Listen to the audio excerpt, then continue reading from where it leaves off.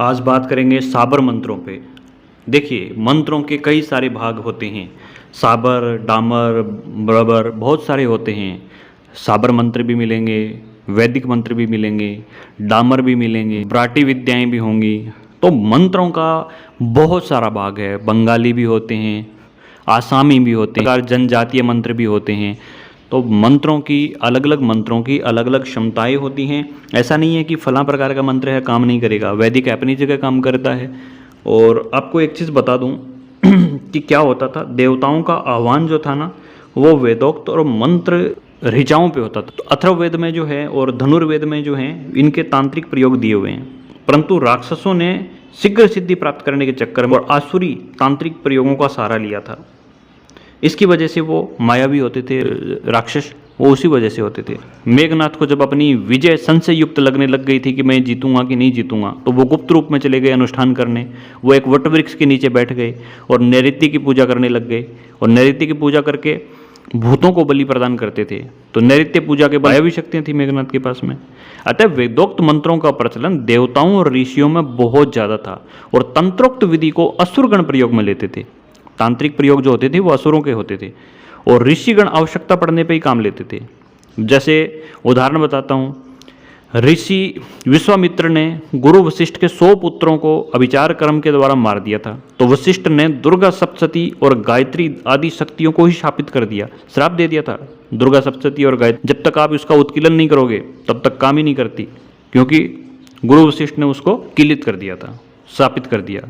उन्हें तब आकाशवाणी हुई कि देवी के पंचमकारों युक्त पूजन का ज्ञान प्राप्त करो। तब वो तिब्बत में जाकर के लामाओं से शिक्षा प्राप्त करके देवी कामाख्या की उपासना करी थी। अतः तांत्रिक उपासनाओं का प्रयोग तो वर्षों से युगों से चल रहा है। इनके प्रयोग तो चलते ही आ रहे हैं।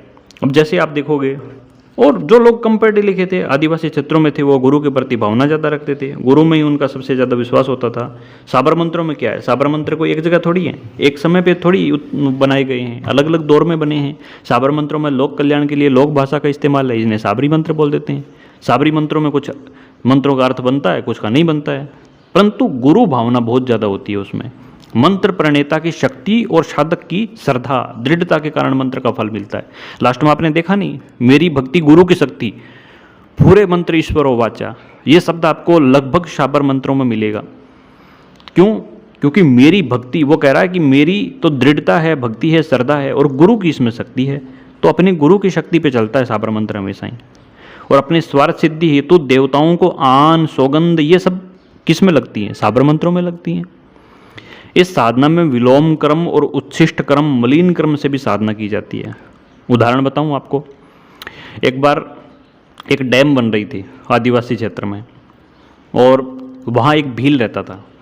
भील जो है वो तांत्रिक क्रियाओं को कर्म जानता था। उसका नियम था कि वो अपने मुंह में वहाँ की नदी का पानी भरता, और शिव का एक मंदिर था नज़दीक में ही, वहाँ जाकर के शिवजी पर मुंह के पानी का कुरला शिवलिंग पे छोड़ देता, शिवलिंग पर मुंह का पानी का कुरला डाल देता था।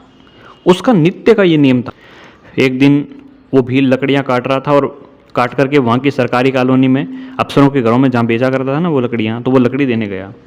तो इंजीनियर के वहाँ गया, तो उसकी पत्नी ने कहा, भैया हमें नहीं लेनी, हमारा तो ट्रांसफ़र हो गया है, हमने सब प्रयत्न करके देख लिए लेकिन ट्रांसफ़र ऑर्डर कैंसिल नहीं हो रहे हैं। तो भील ने पता है क्या बोला, तो मैं करवा दूंगा, आप चिंता मत करो, कल साहब को मेरे साथ भेज देना। इंजीनियर की पत्नी सोच रही है, अरे भाई हमने टोटल सुपारिश लगा ली, जिन नेताओं के पास जा सकते थे जा लिए, जहाँ पे सेटिंगबाजी कर सकते थे नहीं हुआ है, नहीं रुक रहा है, ये कैसे रुकवा देगा। शाम को बात बताई अपने पति को और सुझाव दिया, बोले भाई देख लो, क्या पता रुक जाए, अपना कौन सा पैसा लग रहा है उसमें। सुबह भील सांप को लेकर के शिव मंदिर पर गया, अपने मुँह से कुल्ला पानी का शिवलिंग पर डाला, इंजीनियर को बोला शिव जी को प्रणाम करो और जूते मारो 7 बार। अब इंजीनियर साहब घबराए, बोले यार ऐसा करूँगा तो पाप लगेगा, और नहीं किया तो ये नाराज़ हो जाएगा, कहीं ये मेरे को पीटेगा। तो मजबूर होकर अनमने ढंग से साहब ने वैसा ही कर दिया।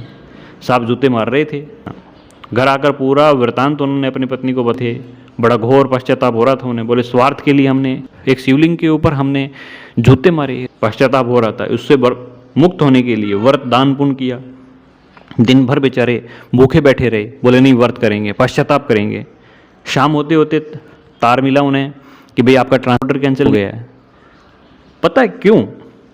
आप सोचोगे यार भील ने ऐसा किया, गंदा था, ऐसा कुछ किया, नहीं। एक्चुअल में वहाँ भावना मुख्य थी।